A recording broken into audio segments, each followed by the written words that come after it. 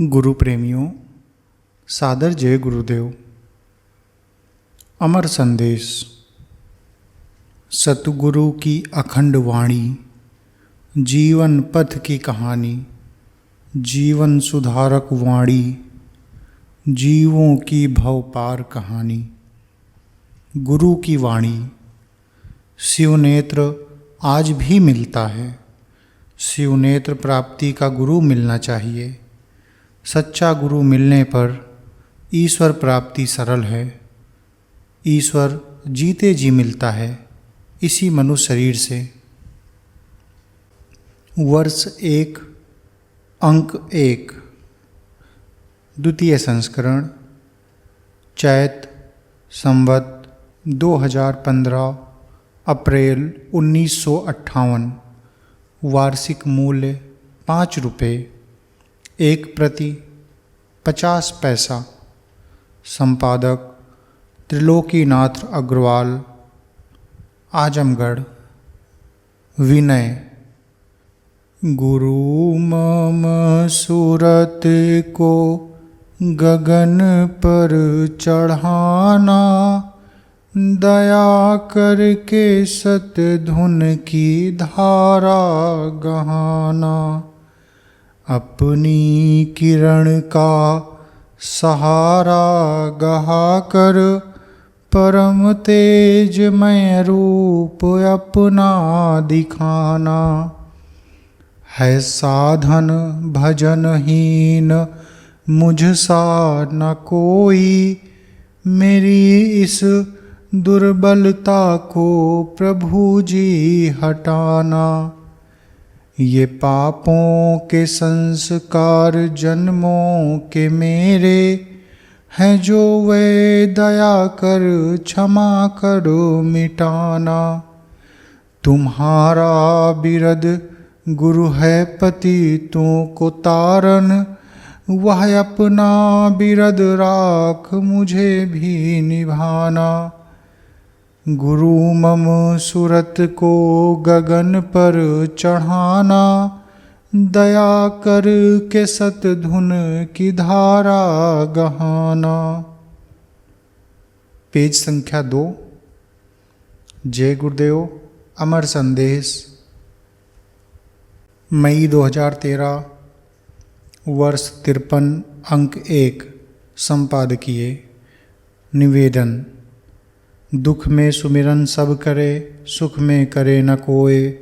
जो सुख में सुमिरन करे, दुख काहे को होए। उपरोक्त वाक्य भारतवर्ष के किसी अनुभवी महापुरुष के मुख से निकले हुए हैं और वो कभी मिथ्या नहीं हो सकते।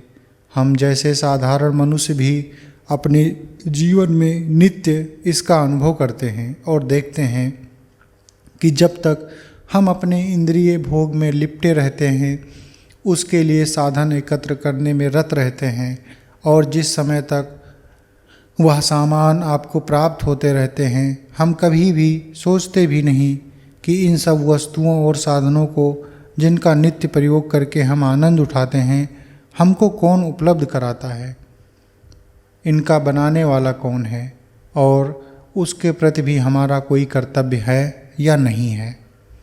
हम देखते हैं कि आपसी व्यवहार में तो हम उन मनुष्यों के प्रति जिससे हमको साधारण कार्यों में थोड़ी बहुत सहायता मिल जाती है, कृतज्ञता के 2-4 शब्द भी प्रकट करते हैं, परंतु उसके प्रति जिसने हमको मनुष्य का उत्तम से उत्तम सुंदर शरीर प्रदान किया, हमारे लिए सूर्य चंद्रमा वायु जल तथा नाना प्रकार के सुख के साधन उपलब्ध किया, आखिर उसको भी हमने कभी याद किया?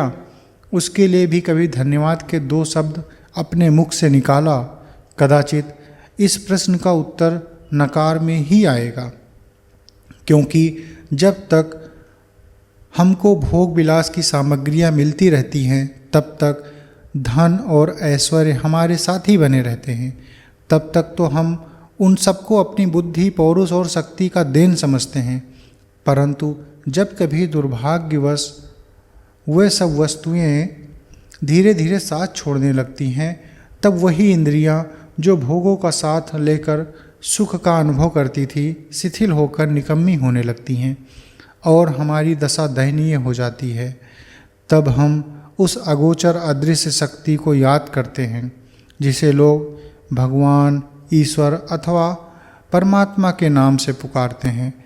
अपने अवनति तथा अधोगति का सारा दोष उस पर मढ़ते हैं और अपने भाग्य को कोसते हैं। हाँ, हम में से कुछ मनुष्य ऐसे भी हैं जो इस कष्ट के समय उस महापुरुष को याद करते हैं जो इस और उससे अपने अपराधों के लिए क्षमा याचना करते हैं, जिनके कारण वो इस अधोगति को पहुँचते हैं। परंतु इसी संसार में हमारे बीच में ही और हमारे जैसे ही शरीरधारी कुछ ऐसे भाग्यवान मनुष्य भी होते हैं जो अपने बाल्यकाल से ही, चाहे वह एक शक्तिशाली समृद्धशाली महाराज के महल में जन्म लिए हों अथवा एक धनहीन भिखारी के झोपड़े में, चाहे वो ब्राह्मण कुल में जन्म लिए हों अथवा एक हरिजन के घर, किंतु ना तो राजमहल का पकवान और राजसी टाट उनको प्रसन्न कर पाते हैं, न कंगाल के घर की सूखी रोटी और गरीबी उनको अप्रसन्न कर पाती है। वो दोनों में एक समान रहते हैं। वो तो इन बाहरी पदार्थों के सुख दुख का अनुभव ही नहीं करते, न माया उनको प्रभावित करती है और न काल उनको डरा पाता है। उनकी आँखें तो उस अलख अगम और अनामी पुरुष के दर्शन से ही, जिसे साधारण मनुष्यों की आँखें देख नहीं पाती, सदा पाती रहती हैं। उनके कान प्रेम भरी आकाशवाणी और प्रत्येक क्षण बजने वाले अनहद नाद को सुनकर मस्त रहते हैं।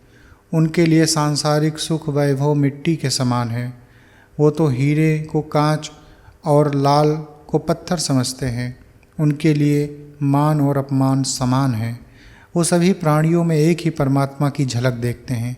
धन्य हैं वो माताएं जिनके कोख से ऐसे महापुरुष जन्म लेते हैं। भारत माता को तो ऐसे महापुरुषों को सदा अपने गोद में खिलाने का सौभाग्य प्राप्त हुआ है। इनकी नामों की गणना नहीं की जा सकती। ऐसे महापुरुष न केवल किसी एक जाति या देश की संपत्ति समझे जाते हैं, बल्कि वो तो समस्त विश्व के कल्याण के लिए ही संसार में आते हैं। उनके द्वारा उन असंख्य जीवों का उद्धार हो जाता है जिनको उनके संपर्क में आने, उसके कल्याणकारी उपदेशों को सुनने और उनसे सत्संग करने का अवसर प्राप्त होता है।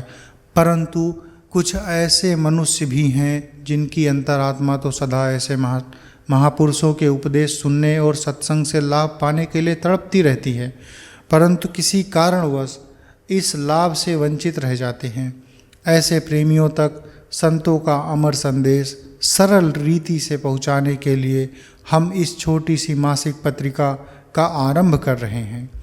हमको पूर्ण विश्वास है कि इस प्रेमियों के सहयोग तथा उस महान आत्मा के आशीर्वाद से, जिनके चरण कमल में ये पत्रिका श्रद्धांजलि स्वरूप अर्पण की जा रही है, हम अपने प्रयास में अवश्य सफल होंगे। जय गुरुदेव। गुरुदेव जी के पत्र प्रेमियों के नाम। पत्र संख्या 1, दिनांक 6 जनवरी 1958, गोरखपुर। जय गुरुदेव। प्रिय सर्वस्नेही जनों, सदा अचल स्थान पाओ। गुरु सदा दयाल हैं और सदा प्रेमी की रक्षा करते हैं। गुरु प्यार में आओ, प्यार तुम में छुपा है। गुरु प्यार का भंडार है। लोचन से आंसू गिरना चाहिए। वो आंसू मालिक की गोद के मोती होंगे। मालिक प्रेम आंसू चाहता है, उसके लिए साधन नहीं, यही साधन है। ज्ञानी की आंखों में प्रेम के आंसू नहीं, भक्त की आंखों में प्रेम के आंसू हैं। यहाँ सत्संग ठीक रूप में हो रहा है। पत्र संख्या 2, 12 जनवरी 1958, बस्ती। सभी प्रेमी जनों को प्यार पहुँचे। सबके प्रेम का पत्र मिला। मालिक दरबार में प्रेम पहुँचाया गया। मंजूर गुरु ने किया। मौज हुई कि सदा सब प्रेमी इसी प्यार की जो डोरी है उसी के साथ चले आवें। एक समय आवेगा जो जागने वाले पहुँचेंगे प्रेम के देश में, जहाँ प्रेम का झरना झर रहा है। प्रेम तो संतों के पास है, गुरु की मौज में रहना। कर्म काल आता है और मौज को मंजूर रहने नहीं देता। सदा अपने जीवन को मौज और भाव के रूप में आने दो।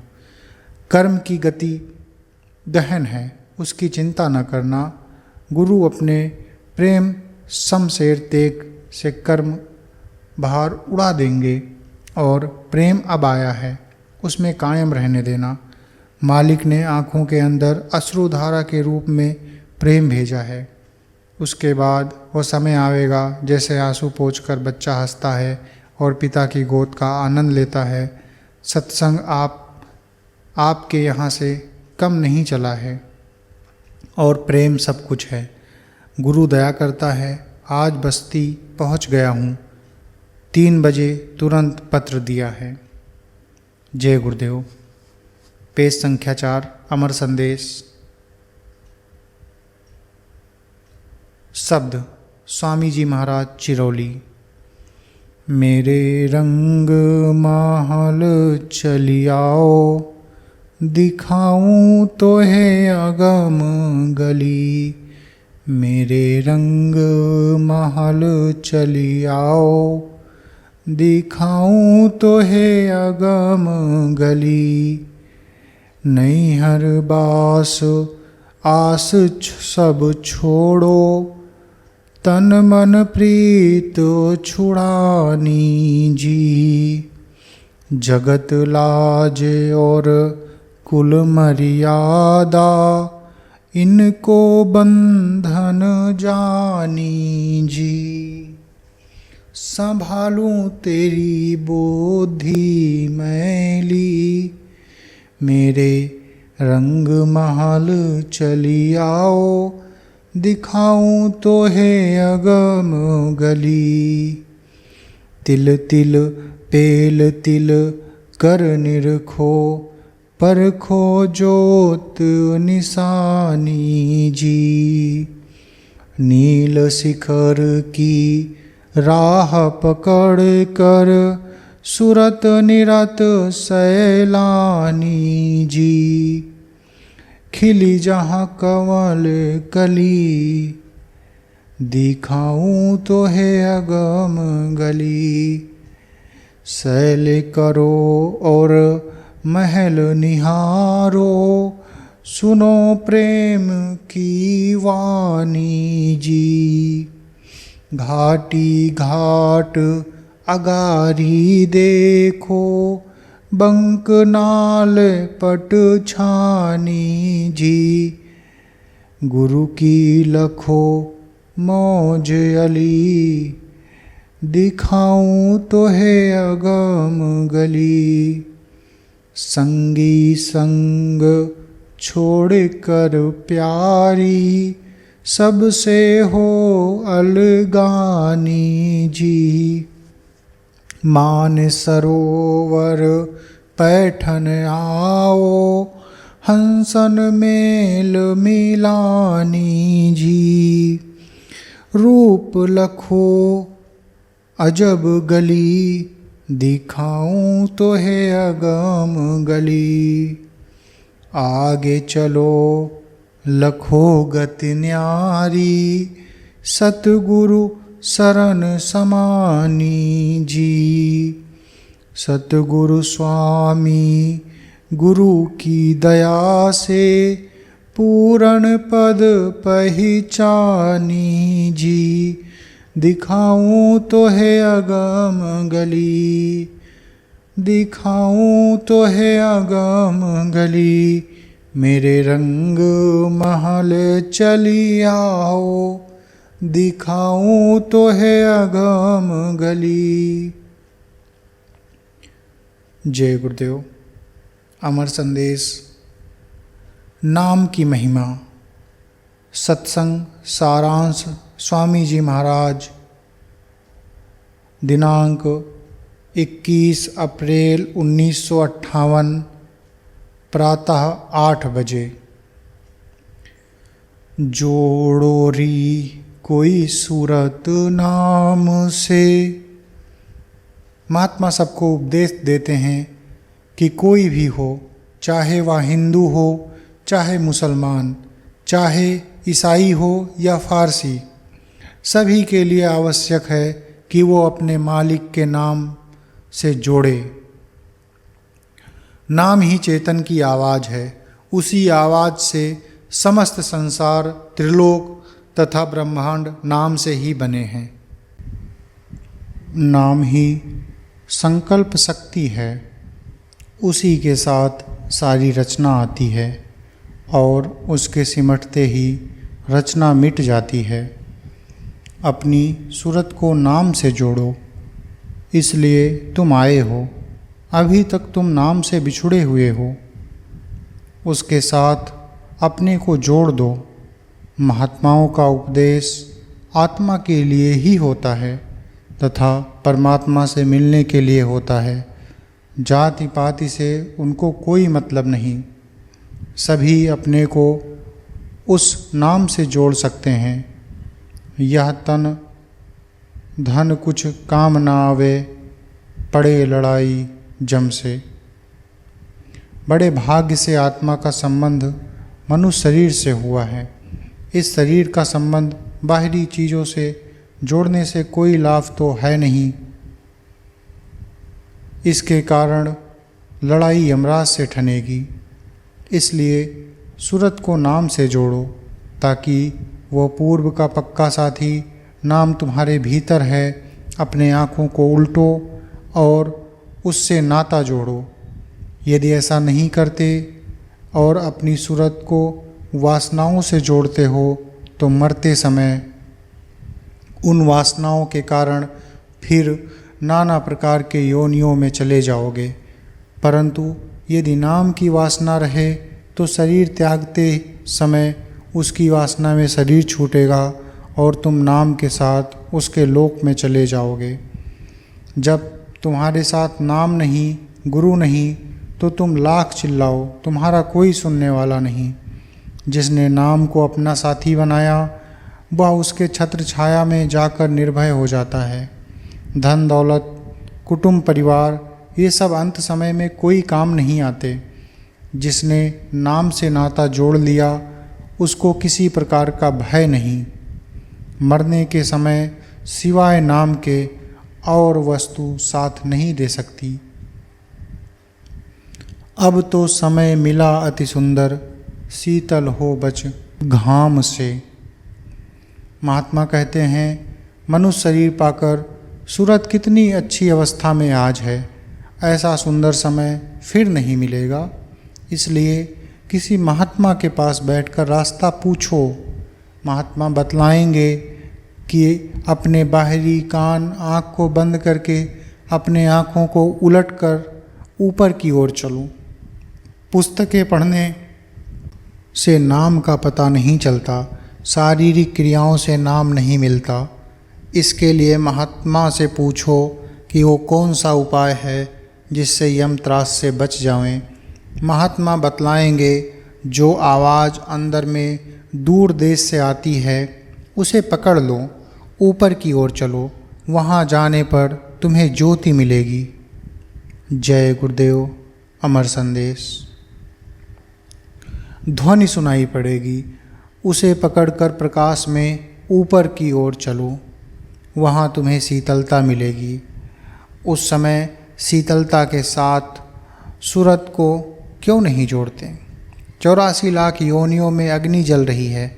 महात्मा तुम्हें इस अग्नि से बचाकर तुम्हें नाम से जोड़ देंगे। वहाँ तुम्हें शीतलता मिलेगी और 84 के धाम और धूप से सूरत बच जाएगी।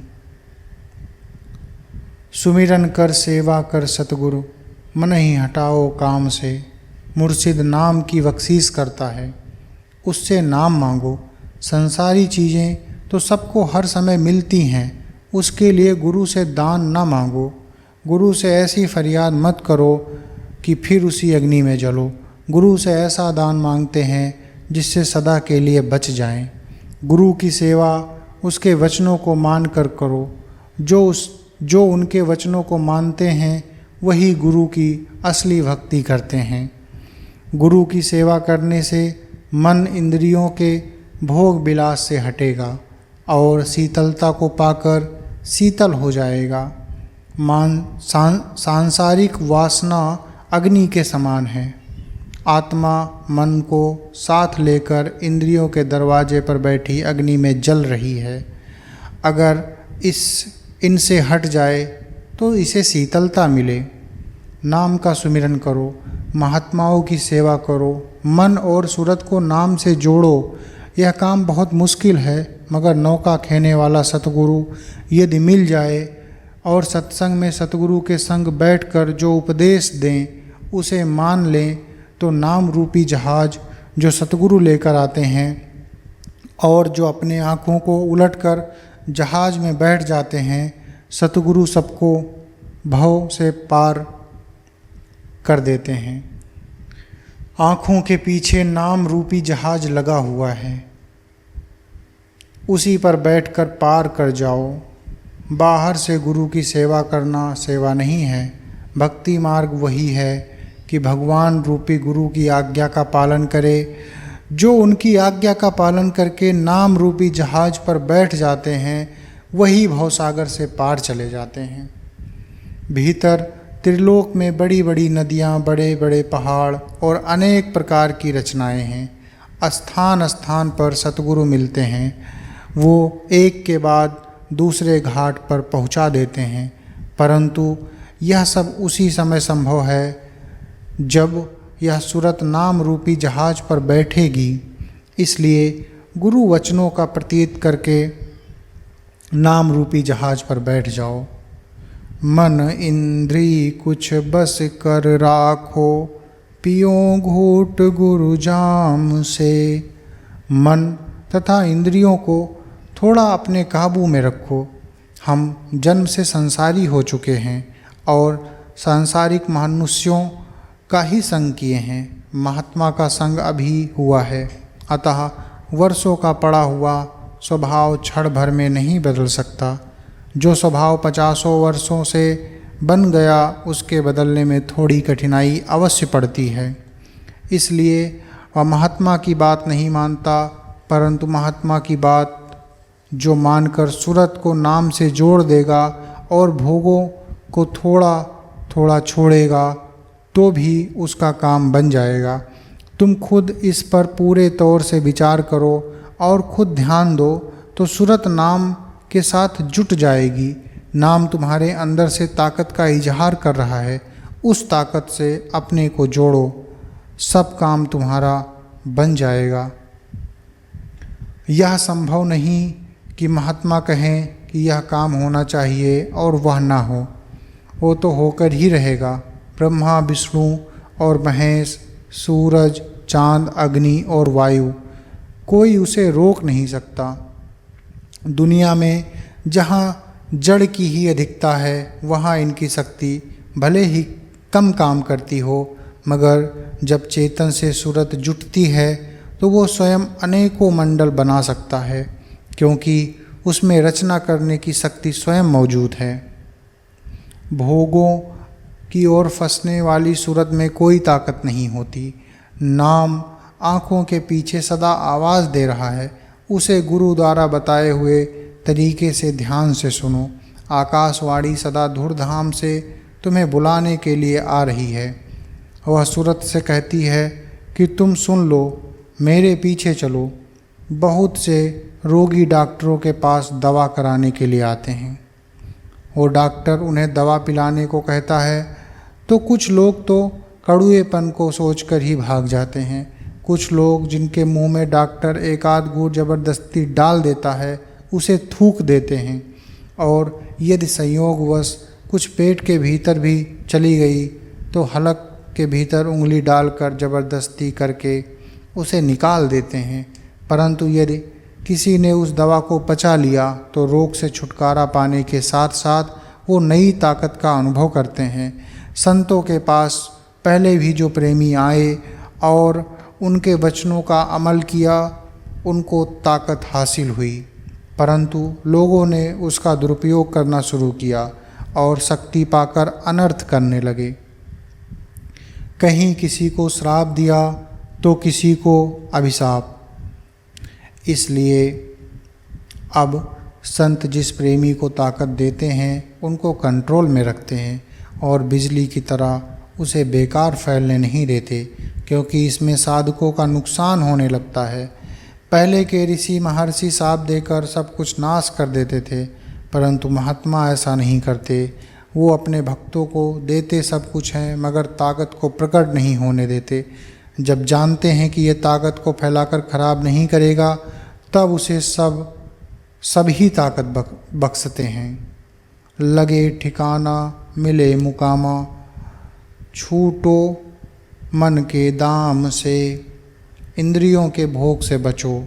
गुरु सदा के लिए अमर करता है, वो खुद बंधन से छूटा हुआ है, इसलिए तुमको भी बंधन से छुड़ाएगा।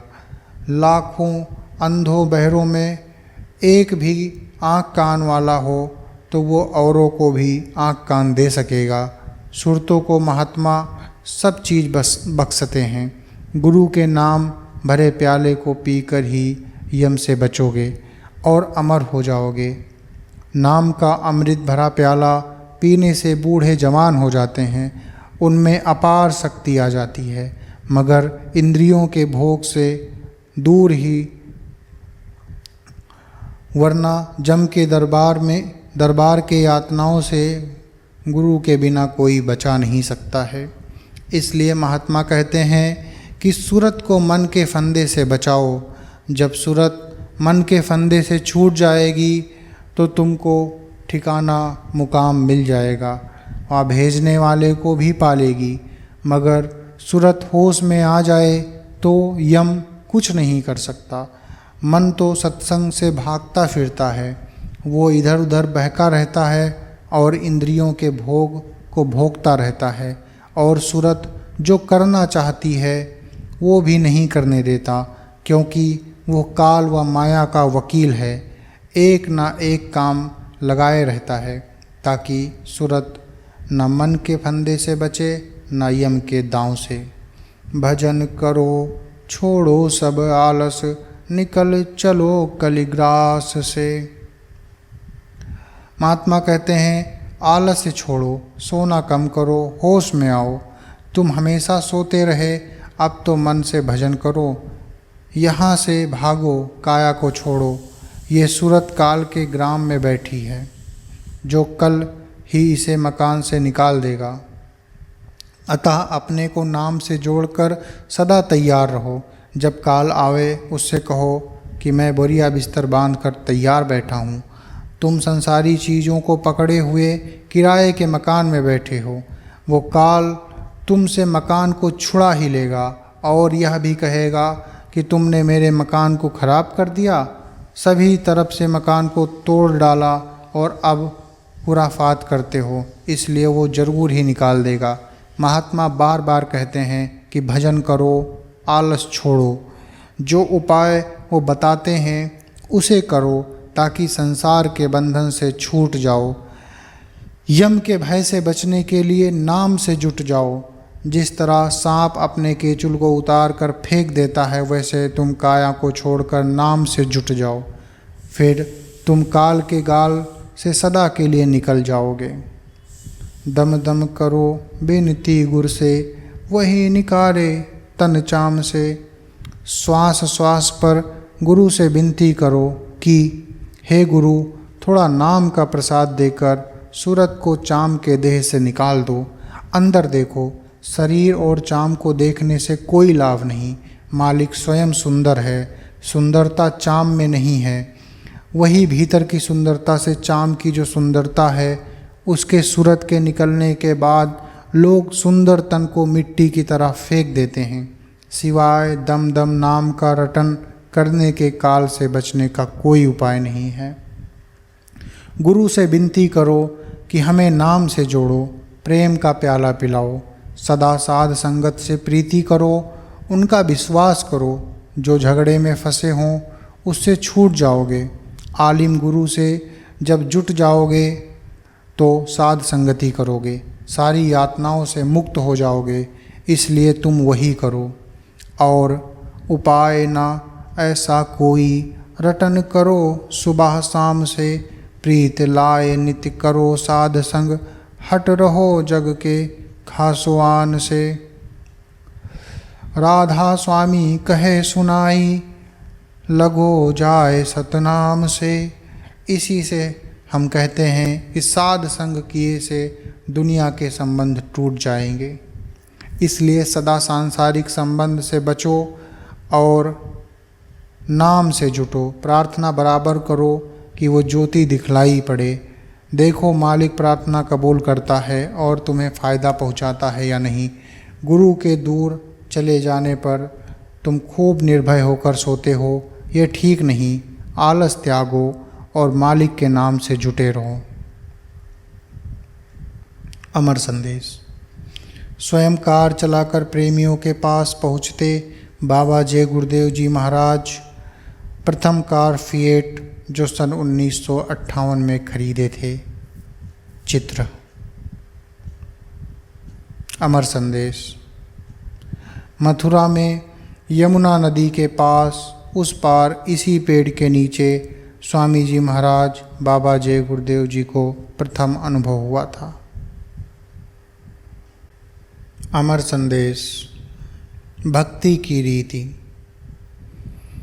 हे मन कहीं भटक ना जाना, हे मन कहीं अटक ना जाना, लक्ष्य तेरा बस एक हो साथी, सुन ले बात हमारी, केवल गुरु का दर्शन पाना, हे मन कहीं भटक ना जाना।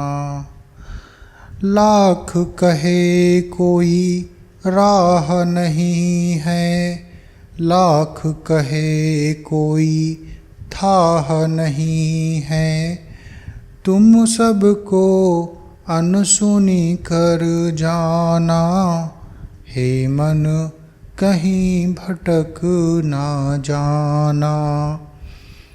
ज्ञान योग से काम बनेगा, काम नावे पोथी, दृष्टि कहीं अटके नहीं तेरी, हो बस एक निशाना, हे मन कहीं भटक ना जाना।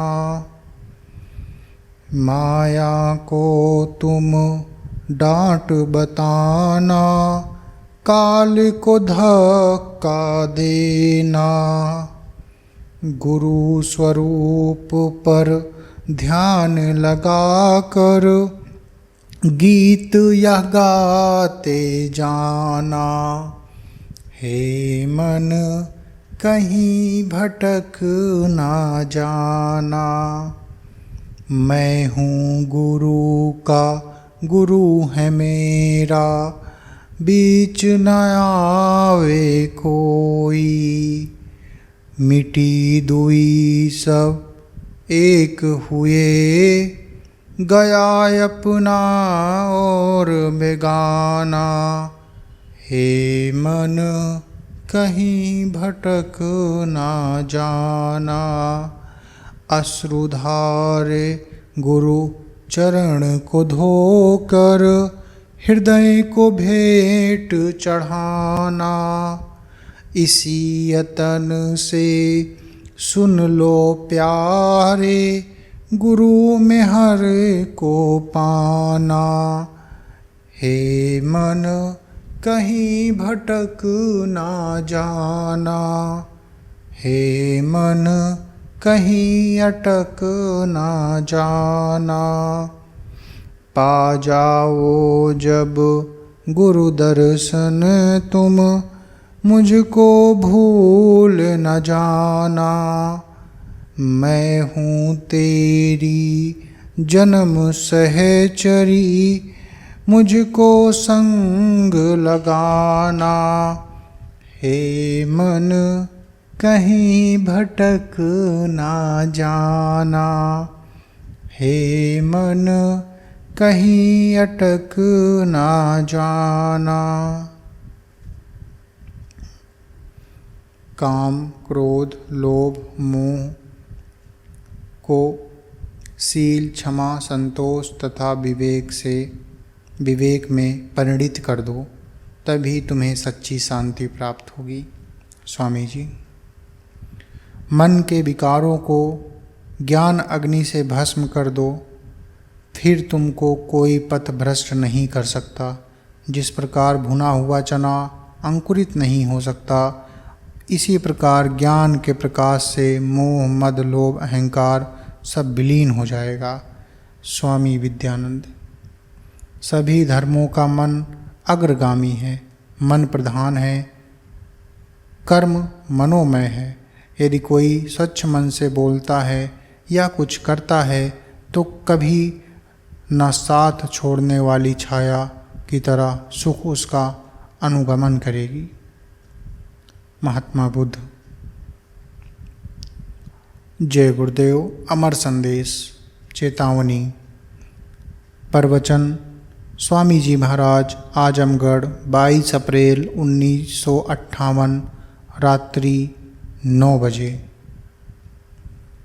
आज अपने बनारस की यात्रा से लौटने के पश्चात स्वामी जी महाराज ने सत्संग में निम्नलिखित चेतावनी प्रेमियों को दिया। मैं देखता हूँ कि बहुत से प्रेमी साधन ना बनने की शिकायत करते हैं, मगर जो लोग होश में साधन नहीं करते, साधन करते समय भी सोते हैं, वही लोग नाना प्रकार की शिकायतें करते हैं। जो कोई दया के घाट पर बैठकर महात्माओं के बताए राह से चलेगा तो उसका साधन अवश्य बनेगा और उसकी कमाई भी बनेगी। सोने की अवस्था में परमार्थ का कोई भी कमाई नहीं हो सकती। जब सोने की अवस्था में दुनिया का काम नहीं बन सकता तो परमार्थ का क्या कहा जाए। जब कभी कभी मैं साधन में अपने रहते हुए बैठा देता हूँ और मेरे सामने नहीं कर पाते तो बाद में क्या करेंगे। आपको शर्म और लज्जा होनी चाहिए। जो रास्ता बताया गया है उस रास्ते से थोड़ी देर भी जब काम ना हो, खास दया के समय भी जब आप सो जाएं तो दया और मेहर कैसे मिल सकती है। जो लोग महात्मा के न रहने पर भी उनके बताए हुए समय पर साधन में बैठ जाते हैं, वो बहुत बहुत जलवा मालिक का देखते हैं, मगर जरा भी हम आँखों से ओझल हुए सब अपने को आज़ाद समझने लगते हैं और सोचते हैं कि जब मन जैसा मन चाहेगा वैसा करेंगे। इससे काम कुछ भी ना होगा। रोज़ समझाने पर भी जो ना माने, जिसे अपने कल्याण का ख्याल नहीं, जिसे शर्म हया नहीं, वह क्या करेगा। जब साधन में बैठते हैं उस समय भी सूरत को तवज्जो से देखा नहीं और परमार्थ को पाकर भी कहने मुताबिक ना करके परमार्थ की शिकायत करे तो क्या किया जाए। मन तो नाना प्रकार की शिकायत करता है मगर आप काम करने के समय में ना जागेंगे और उस समय सो जाएंगे तो आप संसार में क्या कर सकेंगे। आपको चाहिए कि जब आप सत्संग में आवें तो खाली पेट आवें, होश में रहकर सत्संग सुने। जब यहाँ से अपने अपने घर जावें तो कुछ समय के लिए सीधे साधन पर बैठ जावें। उस समय बैठने से अवश्य साधन में तरक्की होती है। खाना खाने पर नींद आती है, पेट भरा रहता है, लोग उसी अवस्था में सो जाते हैं, फिर दूसरे समय करने को सोचते हैं। आजकल सुबह में जब ठंडी हवा लगती है चद्दर तान कर सो जाते हैं और नाना प्रकार की बहानेबाजी में समय बिता देते हैं। महात्मा जब अपने सामने साधन में बैठाते हैं तो खास दया मेहर देने के लिए, मगर जब उस समय भी वह सो जाए तो क्या पता कि मालिक की दया आई कि नहीं। इसलिए आप लोगों से फिर कहता हूँ कि सत्संग में खाली पेट आइए, यहाँ से जाने पर साधन पर बैठिए। उस समय दया आती है, साधन भी बनता है। उसे करके देखो, इससे अधिक किस प्रकार से जगाया जाए।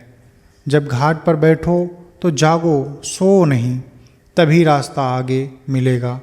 इसे अच्छी तरह ध्यान में रखो।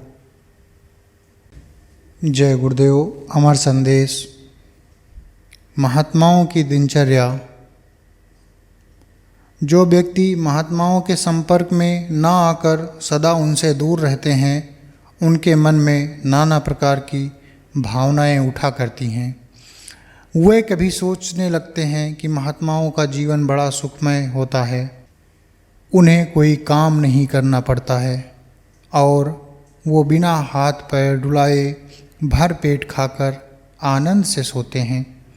मगर जिन लोगों को थोड़ा बहुत भी अवसर महात्माओं के समीप रहने का मिलता है, वो जानते हैं कि महात्माओं का समय कितना बहुमूल्य होता है और उनके एक एक मिनट किस प्रकार प्राणियों के कल्याण के निमित्त सोचने और कार्य करने में व्यतीत होते हैं।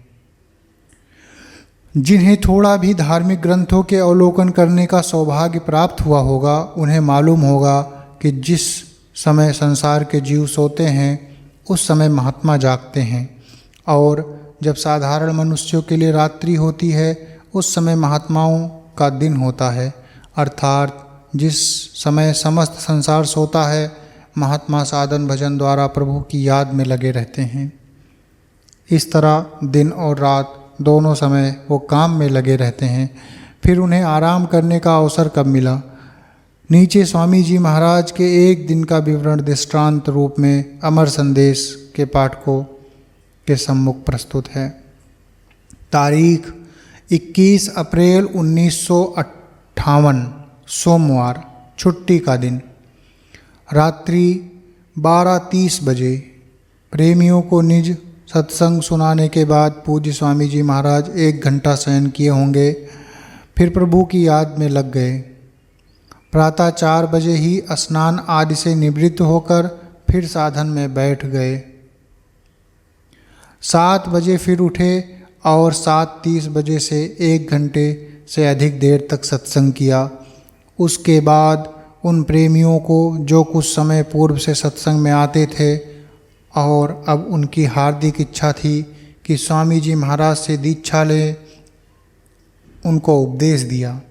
इतने में 9:30 बजे आधे घंटे तक कुछ अन्य सत्संगियों से कुछ आवश्यक बात करने के बाद वो एक प्रेमी के निवास स्थान पर बाहर से आए हुए प्रेमियों के साथ भोजन करने हेतु चले गए। 11 बजे सब लोग भोजन से निवृत्त हुए।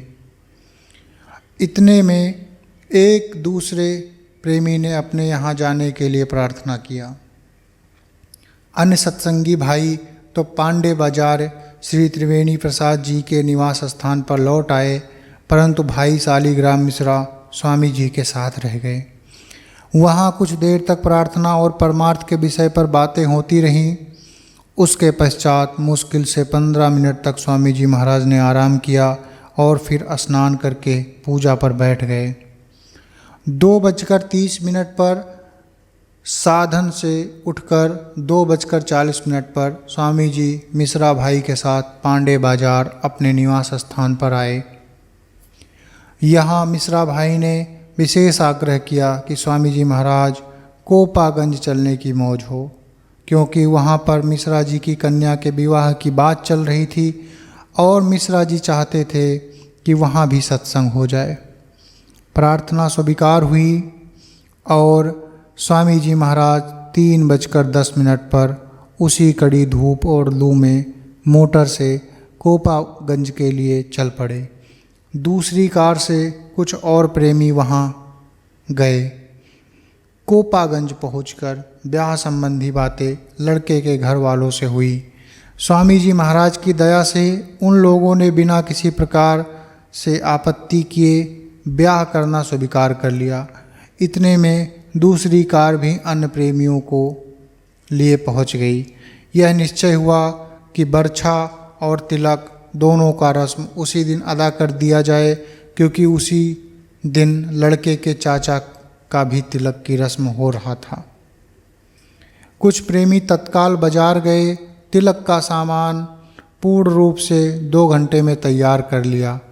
जिस समय यह लोग तिलक का सामान बाजार में ले रहे थे, वहाँ के कुछ व्यक्तियों के अनुरोध करने पर प्रार्थना का समय हो जाने के कारण सत्संग करने की मौज हुई। इतने में उस स्थान के काफ़ी लोग इकट्ठा हो गए तथा बाजार गए प्रेमी भी लौट आए। उसके बाद स्वामी जी महाराज ने एक छोटा सा प्रवचन किया, जिसमें यह समझाया कि मनुष्य कैसे मनुष्य बन सकता है और उसका संसार में क्या कर्तव्य होता है। सत्संग का सारांश निम्न है। मनुष्य शरीर बड़े तपस्या के बाद प्राप्त होता है, और यदि मनुष्य होते हुए भी हम एक दूसरे से प्रेम नहीं करते और परमात्मा की याद नहीं करते, दिन रात नाशवान से सांसारिक पदार्थों के इकट्ठा करने में तथा इंद्रियों के भोग के साधन उपलब्ध करने में लगे रहेंगे, तो उससे हमारा कुछ भी कल्याण न होगा। और जब तुम्हारी आत्मा इस भौतिक शरीर को छोड़कर परलोक को सिधार जाएगी, उस समय इस शरीर की जो दुर्गति होगी उसे सभी लोग नित्य देखते हैं, तथा जिनकी भीतर की आंखें खुली है वो लोग परलोक की यातनाओं को भली भांति देखते हैं और समझते हैं। जब आप जानते हैं कि हाट हवेली, धन वैभव, चाहे आप जितना भी एकत्र करें, सब छोड़कर जाना है, तो केवल उसको इकट्ठा करने में जीवन बर्बाद न कीजिए। जिस लिए प्रभु ने यह उत्तम शरीर दिया है, उस कार्य को करके जीवन सफल बनाइए, क्योंकि इसके लिए यह आवश्यक नहीं कि आप घर गृहस्थी छोड़कर विरक्त हो जंगलों में चले जाएं, परंतु गृहस्थी में रहते हुए अपना जीवन सदाचारी और संयमी बनाइए और अपने शरीर रक्षा के हेतु भोजन तथा वस्त्र का उपयोग कीजिए, न कि इंद्रियों के भोगों के लिए और कुटुंब परिवार के लिए जितना फर्ज हो उसे सेवा समझकर कीजिए। उससे किसी प्रकार के फल की आशा न कीजिए। जहाँ आप 24 घंटे इस प्रपंच में बिताते हैं, वहाँ अधिक नहीं तो 1 घंटे तो मालिक की याद में लगाइए, और लगाने का उपाय और विधि किसी संत महात्मा के चरणों में बैठकर जानिए। बिना महात्माओं के सत्संग के आप इसे नहीं पा सकते। सत्संग की महिमा आपको सभी ग्रंथों में मिलेगी, उसका अनुसरण कीजिए। शरीर को दिन रात सजाने वाले एक बूढ़े व्यक्ति की बात बतलाते हुए स्वामी जी महाराज ने कहा कि आप यह ना समझें कि आपके शरीर छोड़ने के लिए कोई खास समय निश्चित है। काल रूपी शिकारी दिन रात तीर लगाए बैठा रहता है, जब आप उसके निशाने पर चढ़े वो मार देगा। इसीलिए सदा प्रभु की याद करते रहने और उससे प्रेम करने में ही आपका कल्याण है। सब उपस्थित भाइयों ने बड़ी सावधानी से स्वामी जी महाराज के प्रवचन को सुना। उसके बाद तिलक का कार्य संपादित हुआ और सब अतिथियों ने भोजन किया। इतने में रात्रि में 1 बज गया। उसके बाद ब्याह संबंधी अन्य बातें तय करने के बाद उसी समय सब लोग आजमगढ़ के लिए प्रस्थान कर दिए। स्वामी जी महाराज यहाँ 2:30 बजे रात्रि में पहुँचे। आधा घंटा त्रिलोकी भाई के यहाँ रहकर मिश्रा जी के साथ बनारस चले गए। बनारस पहुँचते ही स्वामी जी महाराज के आने की खबर हवा की तरह फैल गई। सब प्रेमी दर्शन के लिए इकट्ठा होने लगे। स्वामी जी महाराज तनिक भी आराम न कर पाए। उस दिन आंधी बड़ी ही तेज़ थी, किंतु 4 बजे उसी लू और आंधी में स्वामी जी आजमगढ़ के लिए चल दिए। रास्ते में जलालगंज आधे घंटे एक प्रेमी के यहाँ ठहरे, फिर जौनपुर में प्रेमियों को दर्शन दिया। वहाँ भी करीब 20 मिनट रहकर सीधे आजमगढ़ करीब 8:15 बजे अपने निवास स्थान पर पहुँच गए। यहाँ प्रेमी जन सत्संग के लिए जो 8:30 बजे होने वाला था। पहले से एकत्र होकर स्वामी जी महाराज की बाट जो हो रहे थे वो सत्संग में तुरंत पधारे और प्रार्थना होने के बाद एकत्र हुए प्रेमियों से कुछ समय साधन कराए और जो कुछ त्रुटियां उन्हें मिली उसके संबंध में सबको संकेत करने के लिए एक छोटा प्रवचन दिया। फिर साधन पर बैठाया। करीब 10 बजे सबको साधन से उठने पर कुछ आवश्यक हिदायतें देते हुए घर जाने को कहा। सबके जाने पर भी 4-6 प्रेमी बैठे थे, किंतु शायद कुछ सेवा का अवसर मिल जाए। रात्रि में दूध पीकर आराम करने हेतु लेटे। प्रेमियों ने बड़ा आग्रह किया कि कुछ सेवा करें, किंतु सेवा लेने वाले तथा मालपुए खाने वाले बाबा लोगों के बारे में देर तक समझाते रहे तथा बताया कि इस प्रकार की सेवा लेने से कितना बोझा आता है। रात्रि 12 बजे के बाद उन बचे हुए प्रेमियों को भी विदा किए। जब पूर्ण एकांत हो गया तो पता नहीं आराम किए या साधन में बैठ गए। महात्माओं का आराम करना प्रभु से मिलने में ही होता है। उपरोक्त दिनचर्या से आपको पता लग जाएगा कि एक महात्मा कितना जागता और कितना सुख से जीवन व्यतीत करता है। जीवन चरित्र स्वामी जी महाराज चिरौली। यह जीवन चरित्र जहाँ तक सही रूप में मिल सका संक्षेप में प्रस्तुत है। स्वामी गरीबदास जी दिल्ली में ही सत्संग करते थे। उनकी समाधि सराय रोहिल्ला दिल्ली में आज भी है। उनके प्रिय शिष्य थे स्वामी विष्णु दयाल जी महाराज परदादा गुरु। इनकी समाधि अलीगढ़ में मोहल्ला ज्वालापुरी के पास बनी है। ये अलीगढ़ में ग्राम चिरौली परगना इगलास के निवासी थे।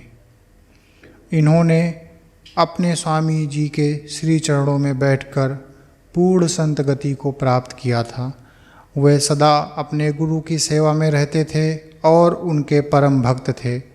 अपने गुरु के साथ उन्होंने भारत के अनेक धार्मिक स्थानों तथा तपो भूमियों में भ्रमण किया था। इन्हें स्वामी जी की सेवा से अलग रहने में बड़ी बेकली और तड़प होती थी। एक बार तो यहाँ तक हुआ कि वे अपने स्वामी जी के साथ बहुत दिनों तक आगरे रह गए। इनकी विधवा माता को जब कुछ पता चला तो वे 10 वर्षीय द्वितीय पुत्र स्वामी जी महाराज चिरौली वाले को साथ लेकर आगरा शहर को प्रस्थान किया। जब वे वहाँ पहुँची तो अपने लड़के को अपने गुरु के सेवा में लगा पाया। माता जी बड़ी प्रसन्न हुई और अपने दोनों लड़कों के साथ कुछ समय तक वहीं रहकर भजन सत्संग किया। स्वामी गरीबदास जी छोटे बच्चे 10 वर्ष वाले पर विशेष स्नेह रखते थे। उन्होंने इस बच्चे में विशेष प्रतिभा देखकर बड़े भाई विष्णु दयाल जी से कहा कि इस छोटे लड़के को मुझे दे दो।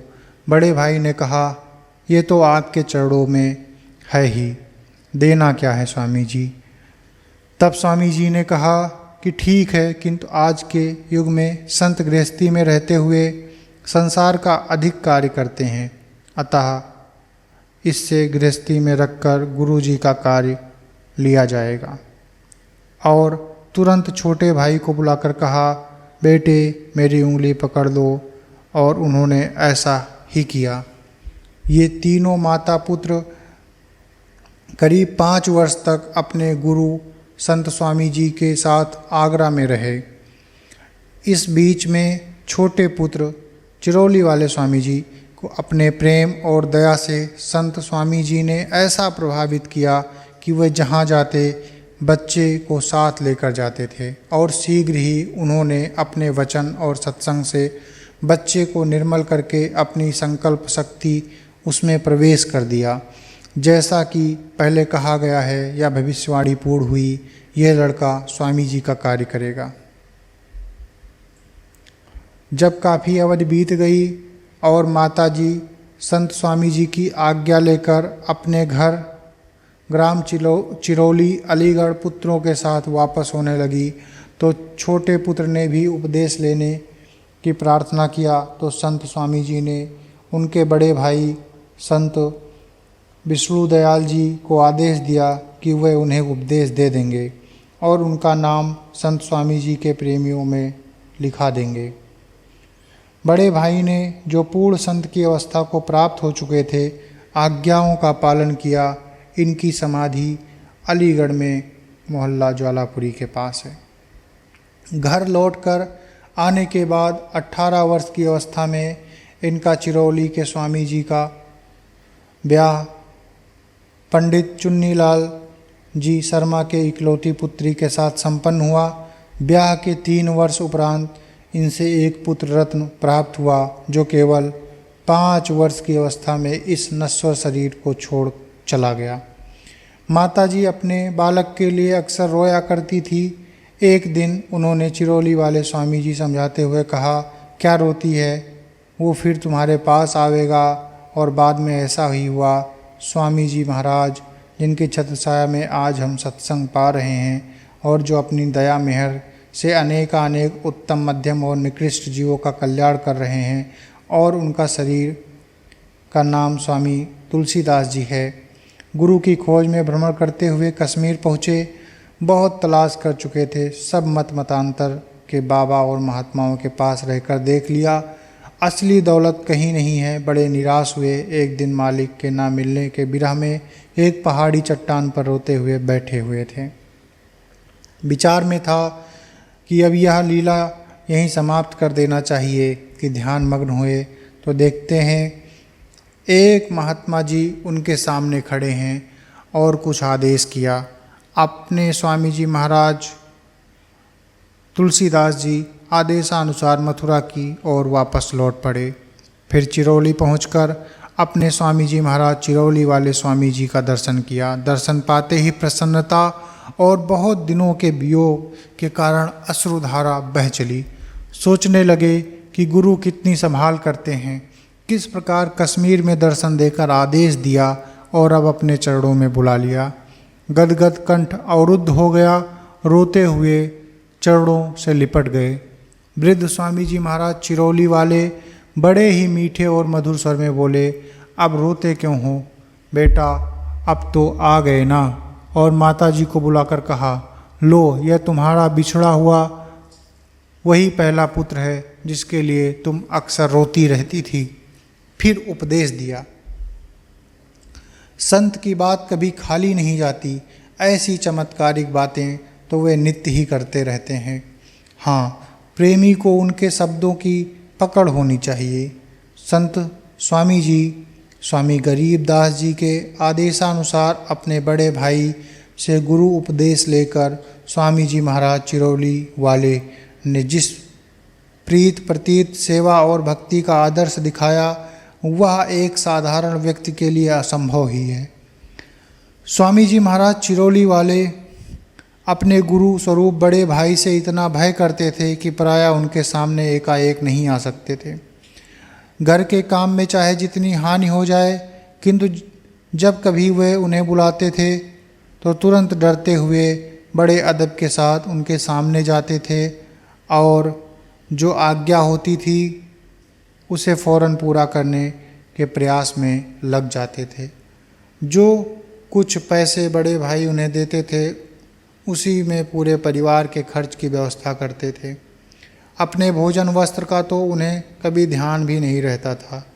एक बार इन्हें नंगे पांव देखकर गुरु स्वरूप बड़े भाई ने अपने पुराने चमड़े के जूते की ओर इशारा करते हुए कहा, लो इस जूते को उठा ले जाओ और पहनो।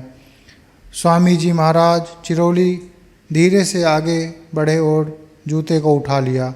अपने भाग्य को बड़ा सराहा। कंगाल को बिना मांगे मोती जो मिल गया था। सचमुच संत महापुरुष की प्रत्येक वस्तु उस प्रभु की अजस्र धारा से और शक्ति से ओतप्रोत होती है। उनकी वस्तुएं मिलती कहाँ हैं, और जो मिल जाए तो उस प्रेमी के भाग्य को जितना सराहिए सब थोड़ा है। हाँ, उन वस्तुओं की इज्जत और कदर भी उसी तरह होनी चाहिए।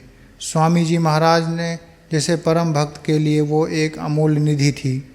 उसे झाड़ पोंछ कर एक बहुत ही सुंदर वस्त्र में लपेटकर अपने कमरे में सजा कर रख दिया और बराबर उस चरण पादुका की पूजा आदर व सम्मान से करते थे और बराबर उन पर मत्था टेकते रहे। सत्संग में वह सदा सारे सत्संगियों के पीछे ही बैठने का प्रयास करते थे, क्योंकि आगे उन्हें बहुत भय लगती थी। इतना अदब था उनमें। अक्सर जब सब सत्संगी बैठ जाते थे और सत्संग आरंभ होता था तो धीरे से पीछे से आकर बैठ जाते थे क्रमशः। जय गुरुदेव। अमर संदेश। एक सत्संगी बहन की अंतिम यात्रा। गुरुदेव की महिमा अकथनीय है। वो इस संसार से परे दूसरे देश में निवास करते हैं और अपने कृपा के द्वारा परमात्मा का अद्भुत रहस्य बतलाकर सभी प्रेमियों को प्रेम के प्रवाह में तन्मय करके निज घर पहुंचा देते हैं। धन्य है गुरुदेव। ये पात की जीव आपकी कृपा से भवसागर से पार हो जाता है। काश प्रत्येक जीव गुरुदेव की महत्ता को समझता तो मनुष्य तन सार्थक हो जाता। महत्ता वही समझ सकता है जिस पर सतगुरु की दया हो। गुरु की दया हम लोगों के सत्संगी बहन पर हुई, जो ब्रह्म स्थान चुंगी आजमगढ़ में रहती थी, जिनका नाम गंगा देवी था। बहन जी की अवस्था करीब 50 वर्ष थी। वो सर्वदा गुरुदेव के कथानुसार साधन भजन में लगी रहती थी, जो ज्ञान स्वरूप गुरु की आज्ञा का पालन करते हुए अपने सभी विकारों को हटाते हुए सद्गुणों से जीवन सुसज्जित करता है। अपने आत्मा को परमानंद परमात्मा से जोड़ गुरु आज्ञा द्वारा अपने भूले हुए घर का स्मरण करके उसमें पहुंच जाता है। वही गुरुमुख है, गुरु का उपासक है। इसके विपरीत गुरु ज्ञान का अभिमानी होकर गुरु की दया अपने मन की रुचि पूर्ति में उपयोग करने वाला मनमुख है। गुरुमुख सतपथ का प्रदर्शक होकर परम शांति पाता है। मनमुख संसार का भोगी होकर अंत में अशांत और दुखी होता है।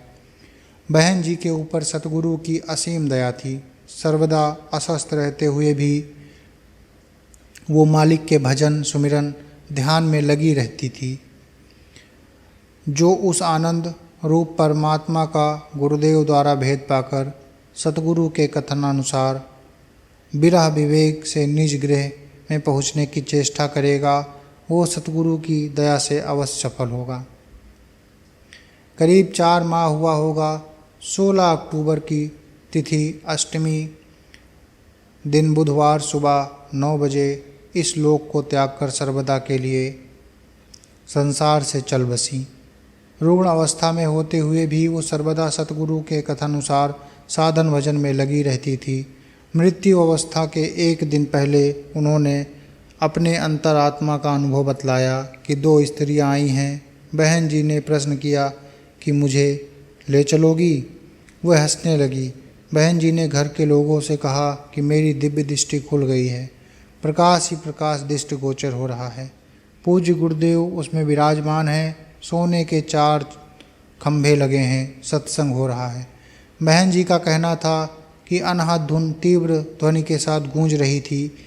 ऐसी शब्द की ध्वनि साधन अवस्था में भी कभी नहीं सुनी थी। बहन जी को उनके पतिदेव ने समझाया कि ये अंतरात्मा का अनुभव है, किसी से कहना नहीं चाहिए। धन्य है प्रेम वशीभूत गुरुदेव। गुरुदेव के दया का ही फल था कि अंत समय में बहन जी की यह दशा थी। अंतिम अवस्था तक माला उनके कर में थी। सुमिरन चल रहा था। उन्होंने पतिदेव से कहा कि दूध पिला दीजिए। एक घूंट दूध पीते ही गर्दन लटक गई। माला भूमि पर गिर पड़ी। देखने पर ज्ञात हुआ कि बहन जी की आत्मा काया से निकलकर गुरुदेव की आराधना करते हुए भवसागर को त्याग दी। ऐसी मृत्यु सबकी नहीं होती। बहन जी के ऊपर सतगुरु की विशेष दया थी। हम सत्संगी भाई बहनों को भी यही चेष्टा करनी है कि मोह ममता से रहित होकर गुरु मुक्ता को अपनाते हुए अंत समय तक गुरुदेव की स्मृति बनाए रखें तथा सतगुरु के चरण के अमृत रस को तन्मयता के साथ पान करें। जय गुरुदेव। गुरु प्रेमियों, आपको सादर जय गुरुदेव। ये वर्ष 1 अंक 1 1958 का अमर संदेश मैंने आपके सामने पढ़ा। अगर मुझसे कोई त्रुटि हुई तो आप मुझे क्षमा करें। आप इसका आनंद लीजिए और उस पुराने समय को महसूस कीजिए जब गुरु महाराज ने अपने सत्संग को शुरू किया था।